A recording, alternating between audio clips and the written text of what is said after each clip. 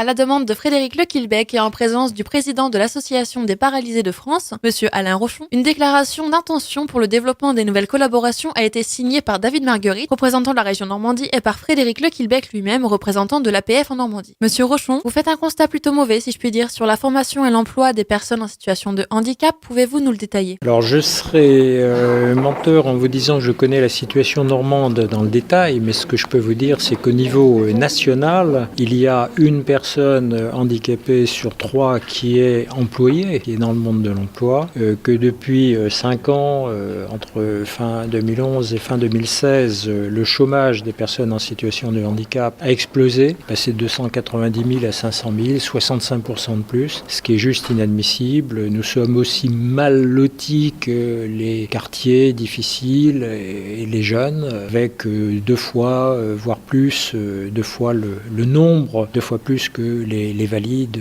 chômage. Et surtout avec un chômage de longue durée qui souvent dépasse 2 ans, ce qui fait que les gens peu à peu abandonnent, ne s'inscrivent même plus à Pôle emploi et finissent par se retirer du monde de l'emploi, c'est-à-dire de la société, ne participent plus et deviennent des exclus à la fois économiques, financiers et sociaux. Vous avez donc signé une convention d'intention avec la région Normandie, c'est un premier pas encourageant? Alors bien évidemment, c'est mon ami représentant régional Frédéric Lequilbec, ici présent, qui a signé cette convention. Il est logique que ce soit au niveau régional.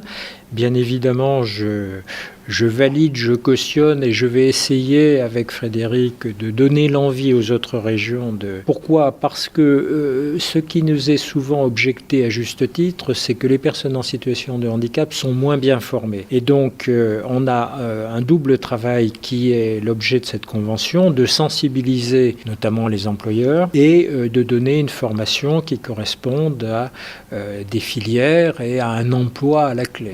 Moi, je suis très heureux de voir, je ne suis pas du tout à l'origine de cette convention, je ne l'ai pas rédigée, mais de voir que l'apprentissage, qui est une solution souvent délaissée en France actuellement, est un peu au cœur de cette intention. Pour l'instant, Frédéric, me semble-t-il, il s'agit d'une intention de travailler entre une grande association et une grande région. Ensuite, peut-être suivront des actions plus concrètes, mais on part de ce constat, de cette envie de sensibiliser et de cette envie de former. Alors comme vous le savez, maintenant les régions depuis peu ont la responsabilité de la formation des personnes en situation de handicap. On est très content que la première convention, si j'ose dire, soit signée en Normandie. C'est vraiment à la fois dans le contenu et dans le message qui est envoyé notamment aux entreprises, un signal très fort, de dire regardez, la région s'intéresse, elle va mettre les moyens, l'APF va sensibiliser avec ses moyens à elle, etc.